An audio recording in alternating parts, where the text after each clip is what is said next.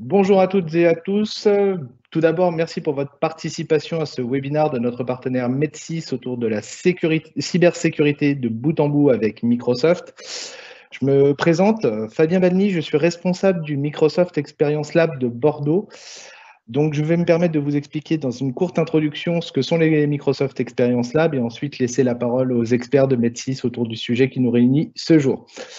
Les Microsoft Experience Lab, ce sont des plateformes qui font partie intégrante du plan région de Microsoft France. Ce plan s'articule autour de plusieurs axes et enjeux majeurs pour l'ensemble des acteurs économiques du privé et du public, sur l'ensemble de nos régions, pour ma part, celle de la Nouvelle-Aquitaine. Les Microsoft Experience Lab, ce sont des espaces dédiés aux échanges, à la réflexion autour des opportunités liées à la transformation digitale de nos organisations. C'est aussi des lieux d'idéation, d'accessibilité. La révolution numérique que connaît notre société encore plus pendant cette période, les labs doivent être un espace de vulgarisation et de familiarisation avec l'ensemble des grands sujets qui nous réunissent, cybersécurité, intelligence artificielle, Internet des objets, destinés à l'ensemble des individus de notre société. Les labs sont également un espace d'inclusion. Espace d'inclusion, un exemple simple, l'initiative solidaire qui réunit Microsoft et Simplon autour de l'école IA Microsoft, qui est une initiative commune qui a pour but d'accompagner nos sachants et des futurs sachants autour de toutes les notions de l'intelligence artificielle et de la data. Les labs font partie donc de ce plan région. C'est également une volonté forte de Microsoft d'avoir un ancrage régional pour être au plus près de tous les acteurs, quels qu'ils soient. Start-up, PME, nos partenaires, notre écosystème de partenaires éditeurs également, mais bien entendu des clients et de toutes les organisations publiques de l'ensemble de nos régions pour être au cœur des innovations et des investissements. À ce jour, les Microsoft Experience Lab sont ouverts sur différentes métropoles de France. La première du nom a été ouverte à Nantes il y a maintenant 1 an. Celle de Bordeaux, dont je m'occupe, a été ouverte début de cette année. Toulouse arrive d'ici quelques semaines et dans les prochains mois, d'autres verront le jour à Lyon, Marseille et Lille. Suite au contexte Covid-19 qui fait que malheureusement, nous ne sommes pas en capacité de nous rencontrer aujourd'hui de manière présentielle, nous avons réfléchi à digitaliser nos événements pour vous permettre de bénéficier du savoir-faire de nos experts. Pour cela, je vais donc laisser la parole à Pierre-Yves Coïc, responsable de l'agence bordelaise de Medsys, pour présenter tout ce sujet autour de la cybersécurité. Je vous remercie de votre attention. Excellent webinaire à toutes et à tous.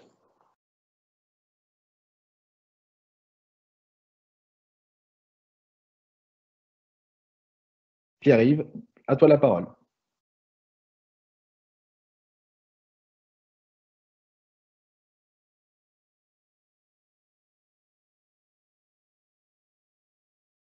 Ok.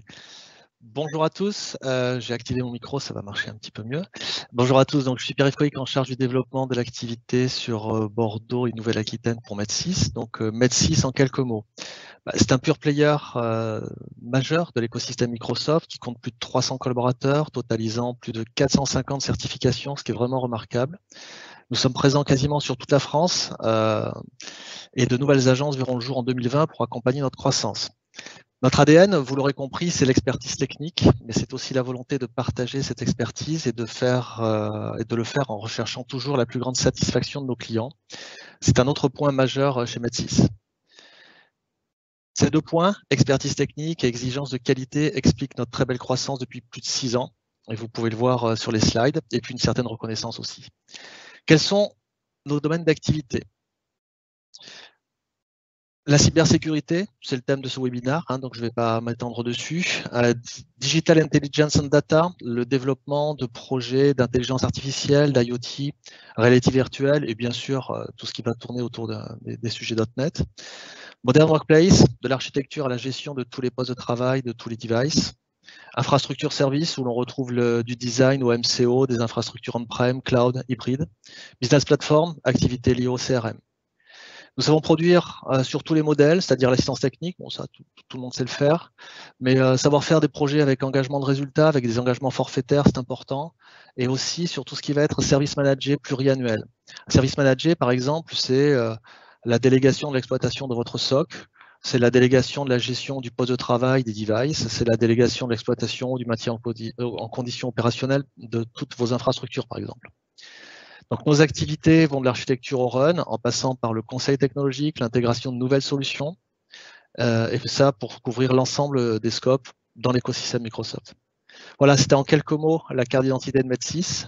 Pour nous contacter, Anthony Moilic, directeur de la région Sud-Ouest, et moi-même serons ravis de répondre à vos questions. Et maintenant, je vais laisser la parole à Clément. Bon webinaire.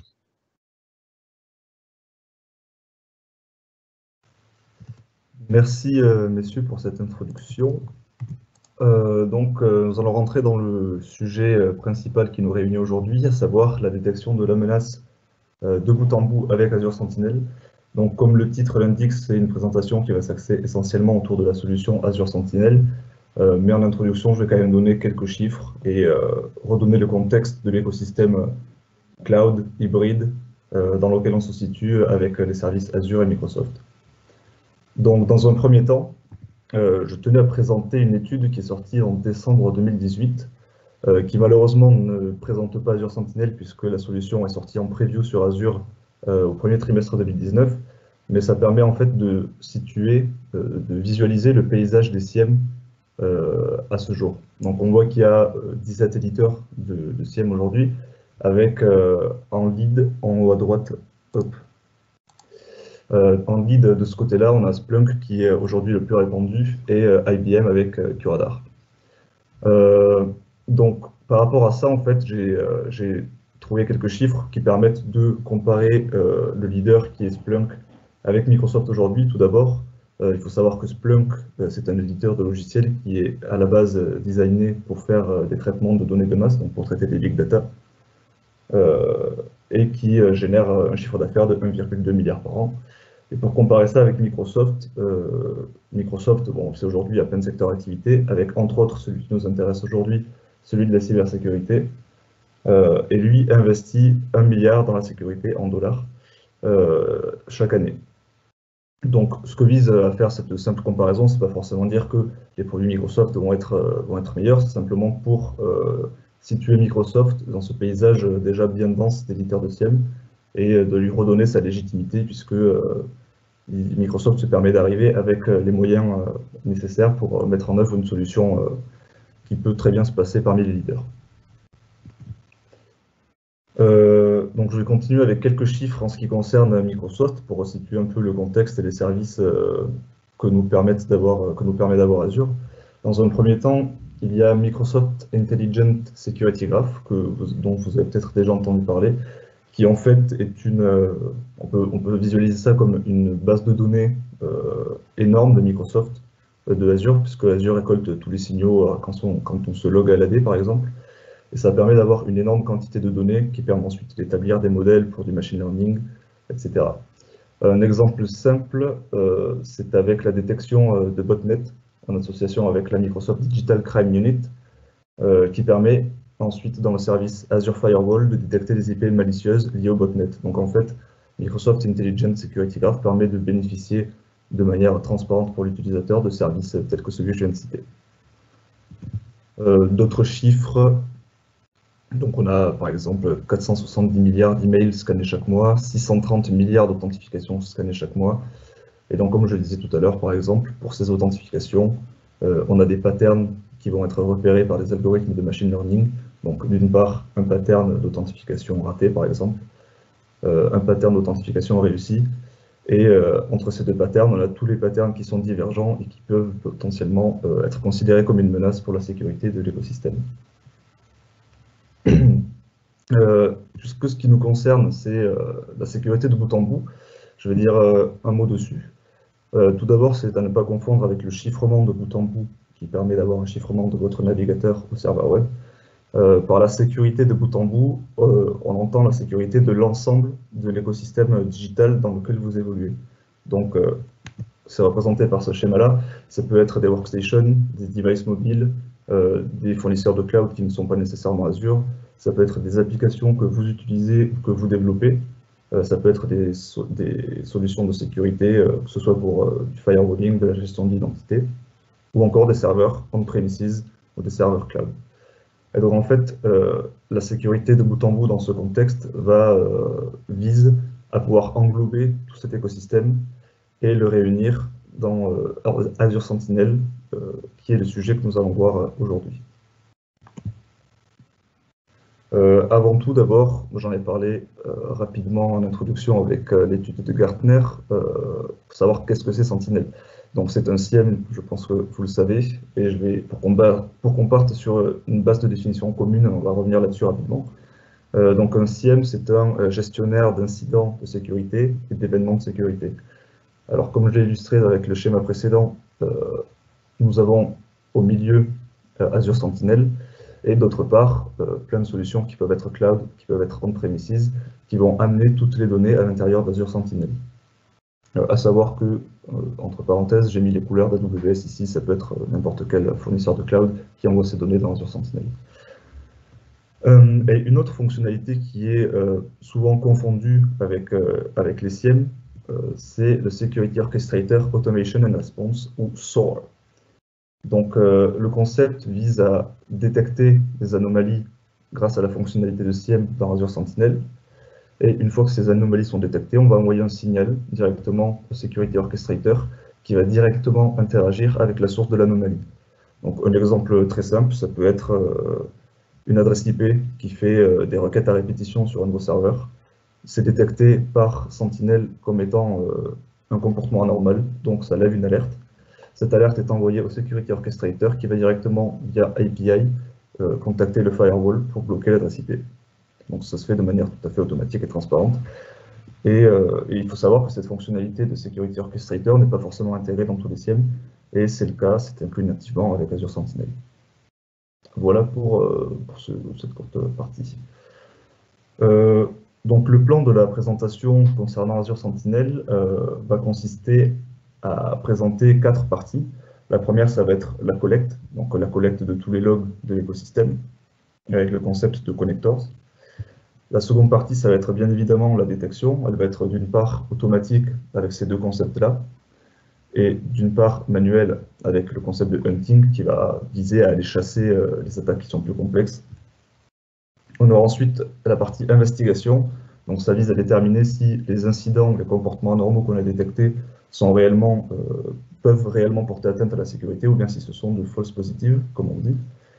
Et pour finir, on a la réponse avec le concept que je viens d'expliquer via le Security Orchestrator. Pour information, ce schéma, ne le retenez pas nécessairement de suite, je vais y revenir, c'est juste pour illustrer le fait que je vais présenter Sentinel via tous ces concepts et via ce schéma de collecte, détection, investigation, response. Et donc, sans plus attendre, je vais présenter la collecte avec le concept de connector. Donc, comment est-ce qu'on envoie ces données dans Azure Sentinel? Ça peut se faire via 3 moyens. Le premier, c'est des connecteurs que je vais dire natifs, donc des connecteurs qui ont été mis à disposition directement dans Azure Sentinel et qui concernent la plupart des services Microsoft. Forcément, c'est une liste qui tend à agrandir avec le temps. Aujourd'hui, on a déjà beaucoup de services Microsoft. Donc, ça permet en fait une intégration de ces produits-là de manière très rapide, littéralement en un clic pour certains. On a aussi des connecteurs qui facilitent l'intégration de produits partenaires comme Fortinet, par exemple. Ensuite, des agents, ça c'est ce qu'on retrouve sur la plupart des SIEM. Donc, on a une appliance à monitorer, on installe un agent dessus, cet agent va relayer des logs de manière continue à Sentinel. C'est ce qui se passe en l'occurrence avec les VM de Sentinel. De Azure, pardon. C'est un agent qui est installé dessus et qui va directement envoyer les données à Sentinel. Et pour finir, il existe des custom connectors, donc des connecteurs personnalisés qui utilisent soit des REST API, soit du Command Event Format, soit du syslog. Il faut savoir qu'en fait, les connecteurs qu'on retrouve qui ont été faits par Microsoft utilisent tous ces custom connectors. C'est simplement qu'en fait, vous pouvez créer vos propres connecteurs si vous avez des applications en interne. Vous pouvez demander à vos fournisseurs de logiciels est-ce qu'ils prévoient de faire ça via ce biais. Des sources en ce qui concerne les data connectors, on retrouve le GitHub dont je parlerai un petit peu plus tard. Azure Sentinel tient un GitHub qui permet à la communauté de fournir beaucoup de nouvelles choses. Et une dernière fonctionnalité qui est ce lien, en fait, c'est que concernant la collecte, on peut se trouver dans la situation où on souhaite importer des logs de manière temporaire pour faire une analyse post-mortem, par exemple, suite à un incident qui a eu lieu sur une appliance qui n'était pas encore monitorée par Azure Sentinel. Donc, en fait, on va prendre les logs déjà existants, les intégrer dans Azure Sentinel, ça peut se faire via Azure Logic Apps, et j'ai fait un article dessus que vous pouvez retrouver au lien ci-dessous. Donc, aujourd'hui, les connecteurs qu'on retrouve dans Azure Sentinel qui sont directement intégrés, ça reprend entre autres les partenaires et fournisseurs suivants. Donc, on retrouve des fournisseurs de solutions réseau comme Zscaler ou Fortinet Ridge Checkpoint, de la gestion de l'identité, de la protection des endpoints, du cloud avec AWS, de la messagerie. Donc, on a une variété de connecteurs qui est intéressante et qui tend à croître. Rapidement, en fait, ce que je vais faire au cours de la présentation, c'est qu'à chaque concept que je vais présenter, pour que vous ayez une illustration de mes propos, je vais rapidement passer à l'interface de Azure Sentinel.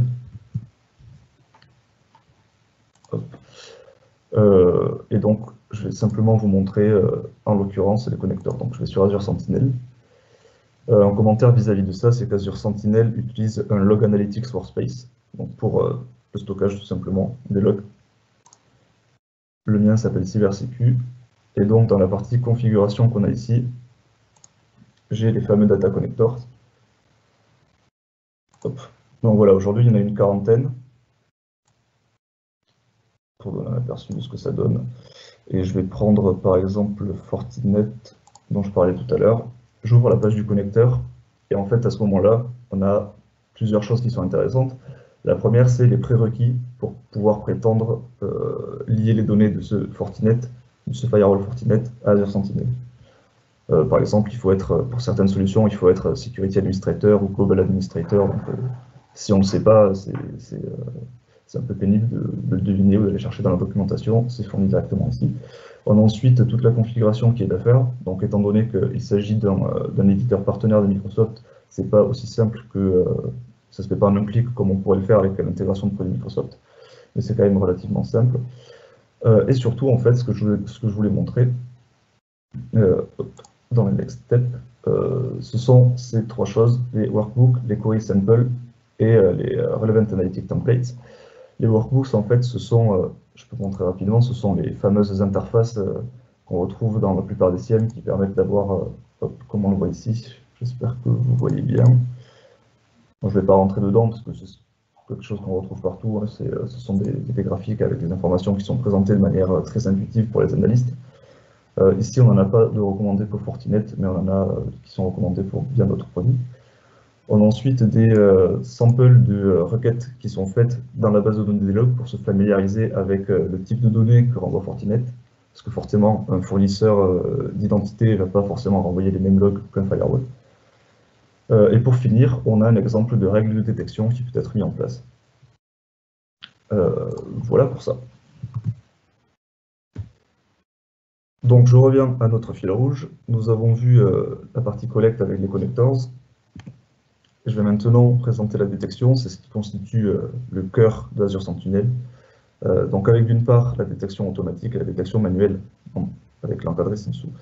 La détection automatique se fait avec le concept d'analytics. Analytics, qu'est-ce que c'est? De manière très simple, c'est un groupe de règles qui va être joué toutes les X minutes et qui va permettre de dire, pendant qu'elles sont jouées, si on a des résultats ou non. Donc si cette règle vise à détecter s'il y a une anomalie sur le firewall, si on a un résultat de cette requête, il va y avoir une alerte qui va être levée. Cette alerte va être collectée dans ce qu'on appelle un incident. Et donc si les règles de détection lèvent 6 alertes, ces 6 alertes vont pouvoir être regroupées dans le même incident si elles sont corrélées entre elles, si elles ont un rapport entre elles.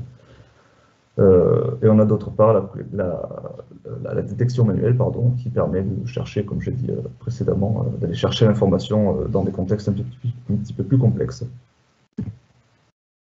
Donc, dans un premier temps, je vais parler des règles de détection automatique via le concept d'analytics. Donc, une règle de détection va lever une alerte, le cas échéant. Donc, l'alerte va être caractérisée par un nom, une description et d'autres métadonnées de ce type. Elle va être aussi caractérisée par une célérité, puisque une adresse IP qui fait des requêtes à répétition sur votre serveur web, ça va être peut-être catégorisé comme étant un événement de type low, donc pas très important, alors qu'une tentative de brute force va pouvoir être détectée comme un événement étant de type high, donc de type important. Et le cœur en fait de ces règles, qu'est-ce qu'elles sont réellement? Ce sont des requêtes dans la base de données de tous les logs qu'on a collectés. Donc ici, une requête qui n'est pas un cas réel, qui est très simplifiée, qui permet de détecter quand est-ce qu'on a 10 authentifications ratées sur un serveur. Donc, si cette règle renvoie un résultat, donc si parmi la base de données des logs, on a un résultat qui vient de cette requête, ça veut dire que oui, on a 10 authentifications ratées pour ce serveur-là, et on peut dire que c'est problématique, donc on va lever une alerte. En l'occurrence, dans ce cas, on voit que sur ce serveur, pour l'administrateur, on a 5354 requêtes ratées, d'authentification ratée, donc ce qui forcément pose une problématique de sécurité, et donc on va pouvoir lever une alerte et créer un incident. Donc les incidents maintenant, donc on l'a vu, ça permet de regrouper des alertes qui viennent de Analytics, donc des alertes qui ont été configurées pour être jouées de manière périodique. Et on a en fait deux autres fournisseurs d'alertes, entre guillemets, qui peuvent permettre de créer un incident. D'une part, on a les services Microsoft, notamment Azure Sentinel, Azure Security Center, pardon, qui fait très bien ça, et Azure ATP dans toutes ses déclinaisons comme Azure Microsoft Defender ATP. Et on a aussi Azure Active Directory Identity Protection qui permet de faire ça. Donc en fait, ces alertes qui sont levées par ces solutions indépendantes vont être directement envoyées à Sentinel à l'intérieur d'un incident. Et on a enfin Fusion. Fusion, qu'est-ce que c'est? C'est un algorithme de machine learning que je vais présenter un petit peu plus en détail pour expliquer son fonctionnement et ce qu'on peut attendre de cette solution-là. Donc pour résumer, un incident est un regroupement d'alertes qui peuvent venir de trois sources, des analytics, des services Microsoft et de l'algorithme Fusion. Donc dans un premier temps, Fusion, je l'ai mis entre guillemets pour citer la documentation de Microsoft, permet de regrouper des alertes jaunes, donc des alertes qui sont low, peu importantes, de manière individuelle. Ça permet de regrouper ces alertes en incidents qui sont rouges. Donc ça permet d'avoir l'intelligence de regrouper plusieurs alertes qui ne paraissent pas importantes, de les corréler à un incident qui est plus important, puisqu'on prend en compte ces 10 alertes et non pas chaque alerte individuellement. Ça réduit l'alerte fatigue de 90%. Qu'est-ce que l'alerte fatigue? C'est ce qui est illustré juste ici. C'est qu'à la place d'avoir une association d'une alerte pour un incident, on va avoir une association de 10 alertes pour un incident. Et c'est un énorme avantage puisque ça réduit considérablement le travail de corrélation que peuvent faire les analystes en réunissant tout simplement des alertes qui sont corrélées entre elles, qui sont analysées par l'algorithme de machine learning comme étant corrélées entre elles, pour créer un seul incident. Et le second avantage, c'est de pouvoir détecter des attaques qui se font des multi-staged attaques, donc des attaques en plusieurs étapes, des attaques complexes. Donc par exemple, on a une authentification normale, anormale, suivie d'un téléchargement massif de fichiers.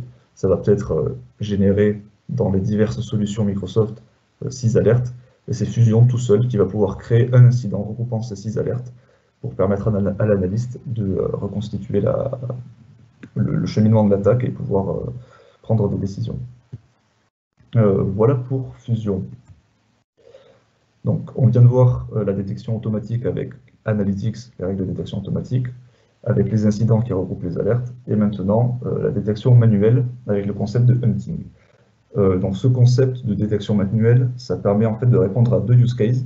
Le premier use case, c'est, je l'ai dit précédemment, d'aller chercher des informations en ce qui concerne des attaques qui sont plus complexes.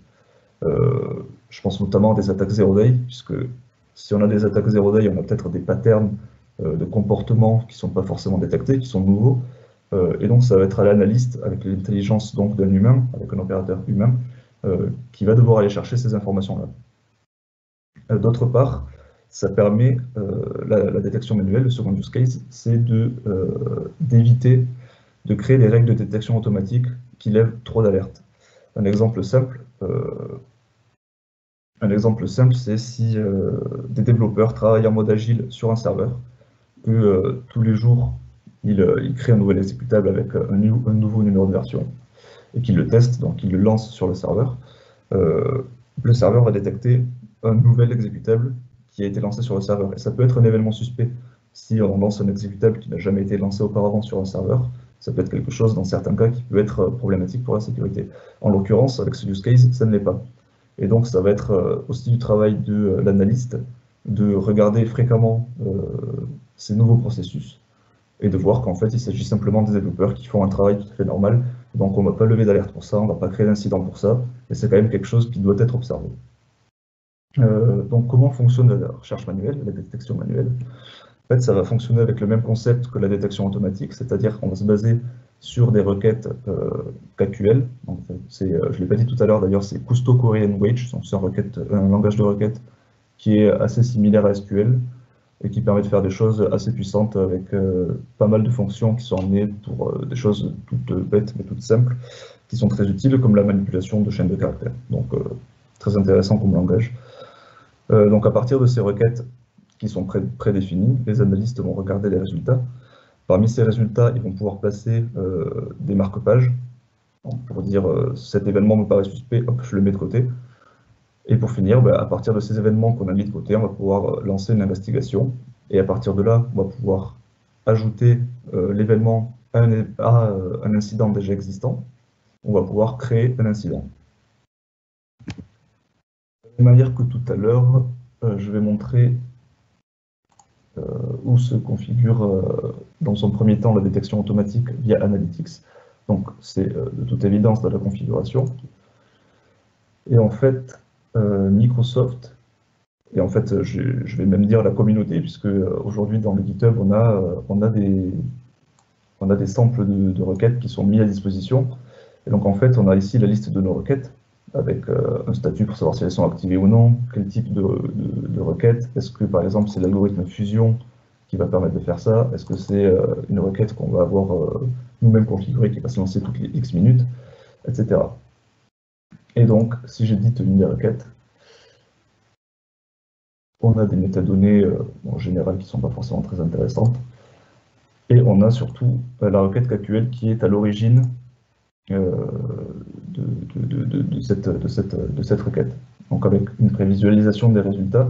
Donc ici, on voit une ligne rouge, j'espère que vous la voyez sur la rediffusion. En fait, on voit une ligne rouge qui est à 0 et qui permet de dire que c'est mon seuil au-delà duquel je considérais qu'il y a une alerte. Donc forcément, j'ai fait des tests. Donc ici, il y a un comportement anormal. Et donc voilà, après on a toute la configuration, je ne vais pas plus rentrer dedans pour ne pas perdre de temps. Je vais juste passer par l'automated response. C'est une partie de la configuration de ces règles-là qui permet de faire appel à la réponse automatique dont j'ai parlé en introduction via le Security Orchestrator. Donc en fait, ça va faire appel à l'application Azure Logic Apps et je vais pouvoir dire que dès que cette règle, que cette règle de détection génère une alerte, alors je vais pouvoir décider de lancer une action qui va être en l'occurrence MyPlaybook2 qu'on verra un petit peu plus tard. Voilà pour le côté configuration. Donc ces règles qu'on a vues là vont générer des incidents. Donc ici, ce sont des incidents que j'ai générés volontairement.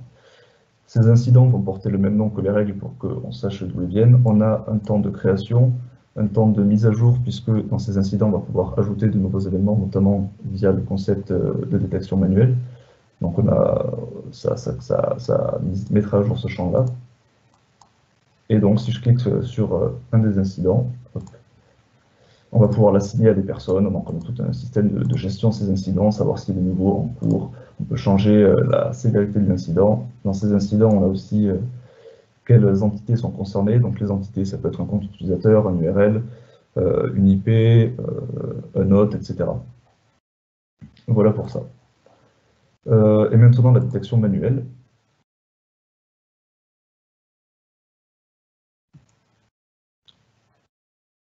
Hop.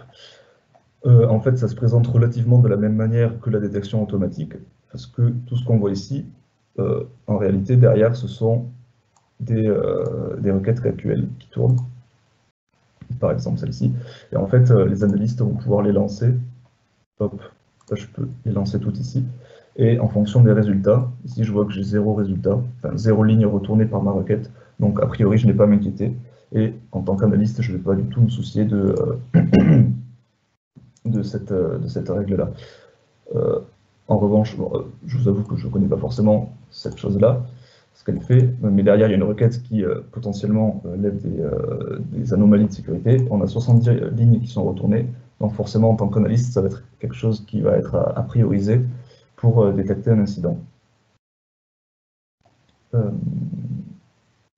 Oui, bon, à y être, je vais juste rapidement montrer comment on fait un bookmarks. Donc, en fait, je vais tout simplement aller dans l'interface du log, l'interface dans laquelle on fait des requêtes sur la base de données des logs.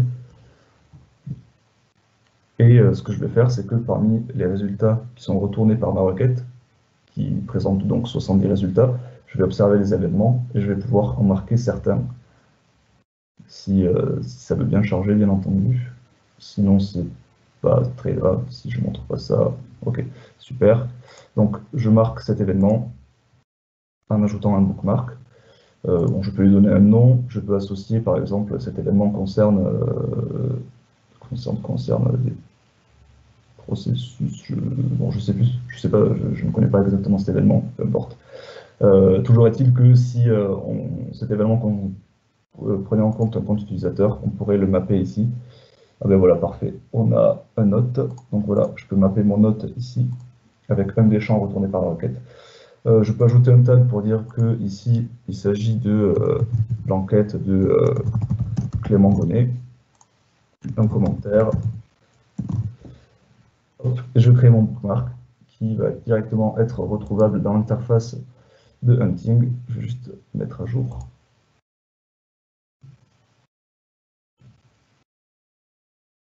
Voilà. Et donc en fait, ce qu'on voit ici, c'est le bookmark que je viens de créer. On peut filtrer toute la liste des marque-pages par ici, grâce au tag que j'ai mis, donc qui est en quête Clément Bonnet. Et donc on peut à partir de là décider de créer l'incident ou de mettre à jour l'incident déjà existant. Voilà pour la détection. Je vous invite bien sûr à poser des questions auxquelles on répondra en fin de présentation pour tout ce qui est de l'aspect technique. Je vais revenir à la présentation. Donc, la détection, c'était le gros du sujet. Je vais passer maintenant à l'investigation, avec le concept du nom original d'investigation, ainsi que les notebooks. Donc, dans un premier temps, l'investigation, c'est une fonctionnalité que j'apprécie particulièrement, parce qu'elle n'est pas sans rappeler si vous regardez des séries policières, vous avez souvent un tableau en liège avec la photo d'une personne épinglée à ce tableau au milieu, qui est relié à différentes autres personnes, différents lieux, tout ça pour mener une enquête et avoir un fil conducteur via tous ces événements. Et en fait, ça va être exactement la même chose que Azure Sentinel a mis en place en utilisant le concept d'entité. Donc j'en ai rapidement parlé juste avant. Les entités, ça peut être des processus, des comptes utilisateurs, des URL, des hôtes, enfin des noms d'hôtes, etc. Et donc en fait, à partir de là, on va pouvoir relier tous ces éléments-là pour produire une enquête efficace. Donc je vais présenter ça en démonstration, je ne vais pas en dire plus là-dessus. On a ensuite les notebooks qui sont utilisés pas seulement dans Azure Sentinel, dans le contexte Azure, qui sont en fait simplement des pages web qui contiennent d'une part du Markdown, donc de la documentation, et d'autre part du Python. En l'occurrence, puisqu'on parle d'Azure Sentinel, le Python va interagir avec la base de données des logs, avec les incidents, les alertes, etc.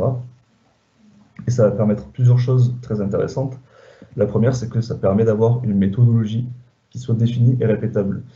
Et pourquoi c'est important? Parce que peut-être qu'en interne, vous avez défini des contraintes opérationnelles ou des contraintes de sécurité qui visent à standardiser la sécurité. Et donc, en utilisant une méthodologie, vous pourrez appliquer ça et à la fin de la méthodologie, vous aurez dit très bien, ça a été réalisé, donc on peut conclure telle chose. Ça permet aussi, si vous avez des nouvelles recrues, qu'ils puissent se mettre à contribution directement à leurs compétences via une méthodologie qui est déjà préétablie. On a dans un second temps une flexibilité de l'environnement de programmation, forcément, puisqu'il s'agit de Python. Pour tout ce qui est des choses qui sont simples mais essentielles, comme les manipulations de chaînes de caractères, les conversions, pour faire toutes sortes, ou même pour faire appel à un rendu de rapport. Finalement, de nouvelles fonctionnalités. Un exemple peut-être, si une adresse IP, j'utilise beaucoup cet exemple, mais il est efficace. Si une adresse IP fait des requêtes à répétition sur votre serveur, sur un port particulier, vous pouvez faire appel à un nmap pour faire un nmap sur votre IP à vous, bien sûr, sinon c'est illégal, pour savoir si, oui ou non, vous avez une vulnérabilité ou un port ouvert que vous ne pensiez pas ouvert, etc. Donc ça peut être intéressant pour ça, ou pour faire un NSLOOKUP, un quiz, etc. Voilà pour ça. Donc, je vais encore une fois montrer dans un premier temps l'investigation telle que je l'entendais avec le concept de tableau en liège. Je peux retrouver tout le panel des entités qu'on va retrouver. Donc ici, je vois qu'il y a déjà 3 entités qui concernent cet événement-là. Donc en fait, ce que j'ai fait rapidement pour en parler, c'est que juste avant la présentation, j'ai fait une tentative de brute force sur un des serveurs. Une tentative de brute force qui a été réussie. Ensuite, ici, j'ai exécuté 100 processus de manière très rapide, en quelques secondes. Ça peut être un des facteurs du point de vue sécurité qui peut être révélateur d'une anomalie. Et ensuite, j'ai ouvert un outil qui s'appelle Mimikatz, qui est très utilisé pour les attaques passe de hache sur les Windows Server et sur les endpoints Microsoft de manière générale. Donc, je vais ouvrir cet événement-là, cet incident-là. Et donc, je vois en fait, c'est ce que je disais tout à l'heure, c'est le tableau. Donc, on a une alerte qui est ici, hop, qui est reliée à différents éléments. Donc, ces données, c'est le compte utilisateur que j'ai ciblé. L'adresse IP, bon, c'est mon adresse IP publique en l'occurrence, et le serveur que j'ai ciblé. Donc, à partir de là, en fait, ce qu'on peut faire, c'est que je peux voir les alertes qui sont reliées à ce serveur-là. Alors, pour savoir qu'il y en a une quantité phénoménale, parce que j'ai fait beaucoup de tests dessus, donc c'est pas forcément un cas réel qu'on voit ici, puisque, enfin, idéalement, on espère ne pas avoir autant d'alertes concernant le serveur. Et en fait, parmi tout ça, une fonctionnalité qui est très intéressante, c'est qu'on a une timeline qui permet de voir dans quel ordre dans le temps sont arrivées ces alertes. Et donc c'est quelque chose qui est très intéressant pour retracer tout le schéma d'attaque qui a été fait au moment de la détection de cette alerte. Et donc, bon, j'ai pas d'autres exemples d'entités sous la main, mais il y a des processus aussi, des URL, il n'y a pas que ces 3-là. Voilà pour ce panel d'investigation qui est selon moi un des gros avantages de Sentinel. L'autre partie, ce sont les notebooks. Juste pour montrer l'interface, je vais aller là, mais ça fait appel à une application externe, donc je vais directement aller sur mon notebook. Donc on a 2 parties, comme je disais tout à l'heure, une partie Markdown, qui est donc de la documentation qu'on peut éditer en ligne, et une partie Python. Alors je ne vais pas forcément l'exécuter. En fait, on peut faire run ici, ou même on peut run tout le workbook d'un coup, et ça va dérouler toute une méthodologie. Vous voyez que celle-ci est longue en l'occurrence, et on va pouvoir faire énormément de choses avec ça. Donc je ne vais pas donner plus de détails parce que les besoins sont relatifs à... on peut y répondre avec tout ce qu'on peut faire en Python. Et tout ce qu'on a besoin venant de Sentinel est accessible via l'API que propose Sentinel pour les notebooks. Donc j'ai pas forcément grand chose de plus à dire là-dessus, si ce n'est que c'est quelque chose qui peut être très utile.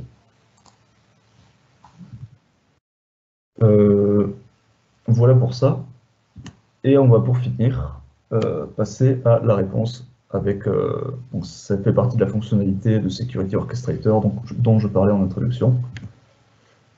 Et pour ça, je vais directement repasser dans l'interface, puisque ce sera plus explicite pour vous et moi.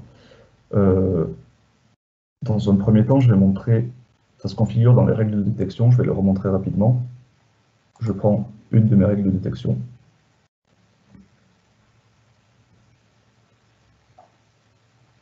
Et je vais dans la catégorie Automated Response. Et je vois que ici, j'ai c'est ce qu'on appelle des playbooks. J'ai 2 playbooks qui sont disponibles, donc je peux en sélectionner un, et j'enregistre. Et en fait, ça veut dire qu'à chaque fois qu'une alerte va être levée pour cette règle de détection, alors je vais avoir une réponse automatique. Et les playbooks, on les retrouve ici.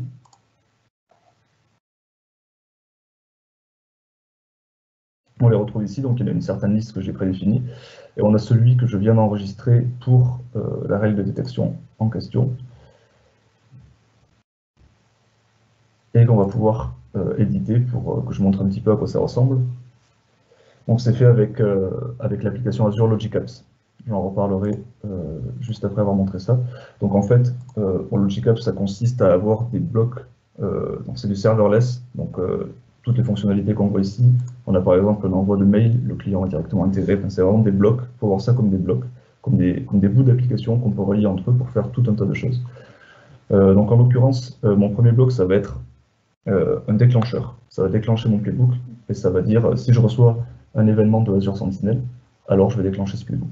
Et étant donné que j'ai lié ce playbook-là avec une règle de détection, bien sûr, il va être déclenché le cas échéant. Donc ici, c'est un peu pénible.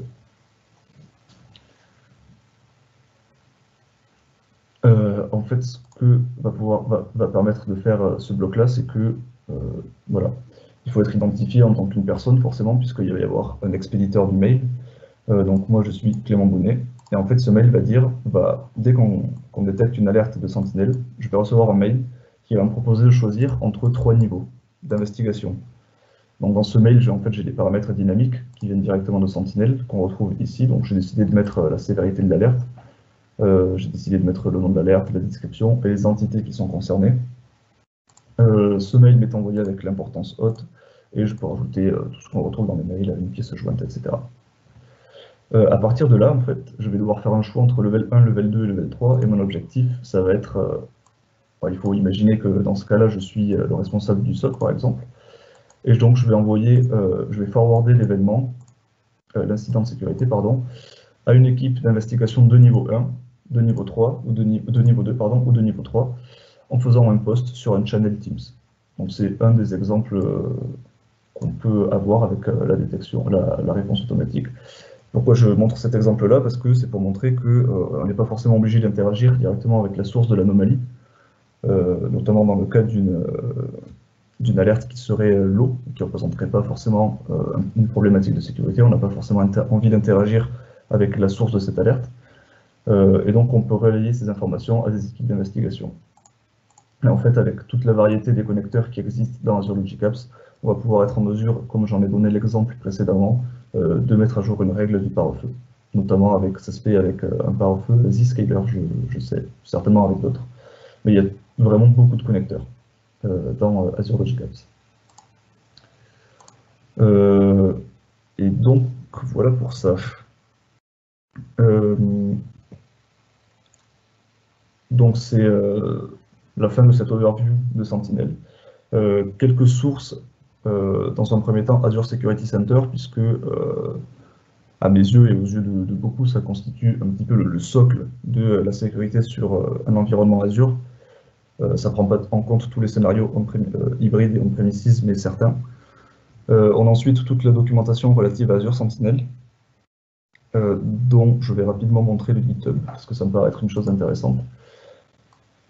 Donc dans le GitHub, en fait, on retrouve vraiment beaucoup de choses, et on a à ce jour 84 contributeurs, qui ne sont pas forcément des gens de Microsoft, auxquels vous pouvez participer aussi si ça vous intéresse. Donc on va retrouver des workbooks, donc, qui sont des belles interfaces avec des graphiques que l'on peut personnaliser, des playbooks qui sont les flows de réponses que l'on vient de voir, des parseurs, puisque des fois vous avez des sources de logs qui ne sont pas forcément du CEF, et en fait vous avez besoin de les parser une fois qu'ils arrivent dans Sentinel. Enfin, vous avez tout un tas de choses que je vous laisserai regarder. Ensuite, je vous ai mis en source Microsoft Graph, je ne vais pas m'étendre plus dessus. Et le Pricing Calculator, donc je vais rapidement parler du pricing, bien que je n'ai pas les prix concrets en tête, je vous inviterai à consulter ce lien. Mais le modèle est basé sur, dans un premier temps, le stockage des logs via le Log Analytic Workspace. Donc c'est un des paiements obligatoires. Et on a ensuite la consommation des données de Sentinel. C'est ce qui est nommé par Azure comme étant computation pricing, ou enfin, le prix de calcul. Donc ce sont les deux choses selon lesquelles sont évalués le prix. Et la troisième chose, c'est à chaque fois que vous lancez une Logic Apps, chaque bloc de Logic Apps coûte, alors c'est moins d'un centime, je crois que c'est même moins d'un dixième de centime. Mais voilà, c'est quelque chose à prendre en compte. Si vous avez des workbooks qui sont lancés toutes les 5 minutes pendant un an, au final, ça peut avoir un certain impact économique. Donc c'est tout pour moi. Je vous invite encore une fois à poser des questions auxquelles on pourra répondre, et je vais laisser la parole à Anthony Moydic pour conclure cette présentation. Merci Clément. Donc effectivement, merci pour la présentation, merci pour le temps que vous avez passé avec nous. On a la possibilité de poser des questions, enfin vous avez la possibilité de poser des questions sur la partie droite, j'espère qu'elle est à droite, parce que chez moi elle est à droite, pour poser des questions et des réponses. On en a déjà quelques-unes, je verrai ça tout à l'heure. Maintenant, ce que je voulais voir sur le slide, par contre on retourne l'écran, non, Clément, on voit pas ton nom. On ne voit pas le slide, donc voilà, je peux corriger. Merci beaucoup. Donc l'idée, c'est qu'effectivement, les personnes de MES6 que vous avez rencontrées et peut-être reconnues aujourd'hui sont les équipes de MES6 Sud-Ouest. Rapidement, Sud-Ouest, pour nous, c'est principalement 2 bureaux, avec Pierre-Yves, qui était à l'introduction de cette session, et moi-même sur la partie toulousaine. Donc ce qui est intéressant peut-être de mentionner, c'est que ces compétences, cette expertise, que ce soit en période de confinement ou pas, on les a en région, et qu'on est un acteur assez important et assez engagé sur la région. Fabien l'a mentionné en introduction également, c'est vrai que quand on parle de cybersécurité, quand on parle de data ou de BI, on parle aussi d'intelligence artificielle, de gestion de données. Donc, on est évidemment un membre important et fondateur de l'école IA avec Simplon. Que ce soit sur Bordeaux depuis l'année dernière et tout prochainement sur Toulouse. Et puis, on cherche à travailler, ce qui est une des preuves aujourd'hui, avec les expériences lab de Microsoft. Là encore, à Bordeaux en premier, et on espère très très vite à Toulouse, puisque j'ai cru comprendre que les locaux étaient prêts, qu'ils étaient tout beaux, que ça allait être superbe. Mais malheureusement, je ne sais pas si vous savez, mais on n'a pas trop le droit d'aller les visiter en ce moment, donc on va essayer que ce soit un peu plus physique, complet et à se voir très prochainement. Mais l'idée, c'est ça, c'est qu'on soit présent avec vous à vos côtés sur les sujets qui font MES6, sur les sujets autour de la cybersécurité. Une fois de plus, quand on parle de cette période un peu compliquée, il y a des éléments qui sont certains. C'est que la cybersécurité, c'est très important pendant ces périodes de confinement. C'est très important de manière standard, mais ça l'est encore plus en ce moment, surtout avec les attaques qui sont liées au Covid et surtout aux tentatives de hameçonnage qui existent. Donc, Clément et son équipe sont capables de vous accompagner sur ce type de projet, sont capables aussi de vous accompagner sur la mise en place de Sentinel, qui est, on ne l'a peut-être pas indiqué, mais quelque chose qui, par rapport à l'état de l'art du marché, est très très simple à mettre en place, très très simple à en tirer les profits. Donc, je vous engage quand même à regarder tout ça. Et puis voilà, donc vous avez mes coordonnées.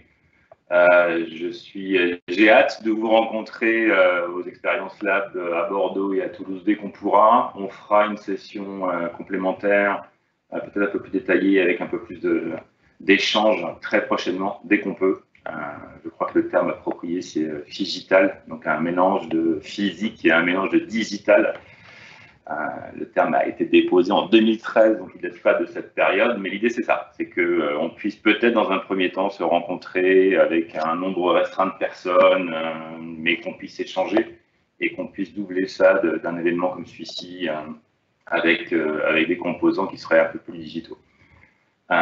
Clément, j'espère que tu es prêt, parce que j'ai profité de ce petit temps pour récupérer des questions. La première, je connais déjà la réponse, donc voilà. Est-ce que Sentinel peut être utilisé pour gérer plusieurs tenants Azure? Oui, c'est quelque chose qui n'était pas possible au départ, et ça a été, alors je ne sais plus quand est-ce qu'est sortie la fonctionnalité, Et pour être honnête, je ne l'ai pas utilisé parce que je travaille sur une seule tenant, mais aujourd'hui c'est possible. Ok. Bon, entre-temps, puisque j'ai Bing et mon ami, je vous enverrai le lien, mais effectivement, il y a la possibilité de le faire, et c'est assez intéressant de voir ce point-là. Ça faisait partie des choses qui étaient assez attendues concernant Sentinel. Ouais. Deuxième question, c'est bonjour, les radiodétections ou les requêtes ou les alertes créées sont-elles sécurisées ou sécurisables afin d'éviter que toute modification par des tiers internes ou externes soit effectuée? Alors ça, je vous avoue que ça concerne plus le fonctionnement interne d'Azure Sentinel sur lequel moi je n'ai pas la vision. Donc peut-être des personnes techniques de chez Microsoft seront plus en mesure de répondre. Maintenant, ce que je peux répondre, c'est qu'en fait, toutes les données qu'on retrouve dans Sentinel font partie du Log Analytics Workspace. Donc en termes d'accès à ces données-là, c'est géré par la gestion de l'identité comme elle est faite sur tous les services Azure. Donc il en va de même pour l'accès, si c'est le cas, il en va de même pour la modification. Donc ça dépend de la gestion de l'identité que vous faites, et à partir de là, une sécurité peut être mise en place pour autoriser seulement les personnes autorisées à accéder à ces données. Donc, Très bien, merci. Il n'y a pas d'autres questions. Je ne sais pas, je vais peut-être ouvrir le micro à tous les participants. Fabien, Pierre-Yves, si vous souhaitez discuter. Je veux juste me permettre de rajouter quelques petits éléments par rapport à ta conclusion, Anthony. Donc, sachez qu'il y aura des sessions ultérieurement co-animées avec Med6 Sud-Ouest, notamment au lab de Bordeaux et également au lab de Toulouse. Mais comme tu l'expliquais, Anthony, le jour où le confinement sera derrière nous, nous aurons la possibilité à nouveau de vous accueillir. Alors, on parle bien entendu Sud-Ouest. Je pense également à mon collègue Audran Cochard de Nantes, donc, où Med6 est également implanté. Et les futurs labs que j'évoquais tout à l'heure dans la feuille de route. Donc, nous créerons des événements dans un premier temps Figito, donc avec tous les présentateurs présents dans le lab, vous à distance pour respecter les règles et les consignes sanitaires et d'hygiène qui vont être mises en place et demandées par les instances gouvernementales.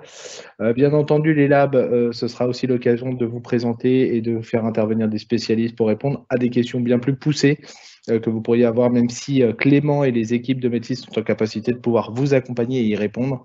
Et ce sera l'idée, ce sera vraiment de créer de l'interaction, comme je vous l'expliquais tout à l'heure. Une plateforme, les labs sont des endroits d'échange où toutes les questions peuvent être posées et nous ferons tout le nécessaire pour pouvoir répondre à l'ensemble des questions que vous auriez autour des sujets cloud, donc des 3 clouds de Microsoft, Microsoft 365, Azure et Dynamics 365.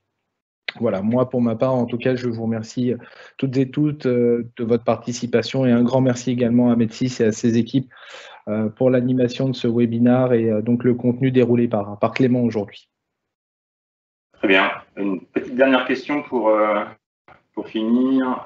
Dans le même esprit, est-ce que le firewall peut être multi-tenant? Clément? Alors, il me semble. Je n'ai pas étudié ça. Encore une fois, je l'ai utilisé. J'ai pas eu de use case pour l'utiliser sur plusieurs tenants, mais il me semble que le Azure Firewall peut être multi-tenant. Je ne veux pas dire de bêtises là-dessus, donc je vous invite à aller vérifier. C'est une simple croyance et non une certitude. Ok, pas de souci. Eh bien, écoutez, attendez, on a encore peut-être une question. Oui, alors je lis la question, mais je la comprends pas. Hein, donc, voilà. Bonjour, est-il possible de connecter Azure Sentinel à Cortex pour l'analyse d'observables via son REST API? Ou existe-t-il un mécanisme plus natif pour automatiser ces actions du côté analyse et non réponse? Alors, j'ai eu un problème d'audition. Je t'ai entendu comme un robot l'espace de quelques secondes. Est-il possible de connecter Azure Sentinel à Cortex? Voilà. Je ne connais pas Cortex. Mais oui, je dis oui parce que de fait, on peut tout connecter avec Azure Sentinel. Sur Azure Sentinel, s'il y a une API qui permet directement d'envoyer des données dans le Log Analytics Workspace de Sentinel, et c'est l'API qui est d'ailleurs recommandée. Donc en l'utilisant, si vous pouvez faire par exemple votre propre agent, il y a plein de ressources là-dessus sur Internet. Ça se fait en C# par exemple, en une trentaine de lignes de code. Donc c'est pas quelque chose qui est compliqué à mettre en place, ni qui est long, ni coûteux. Donc ça peut se faire de manière relativement simple. Ou avec un serveur syslog. Super. J'espère que ça répond à la question.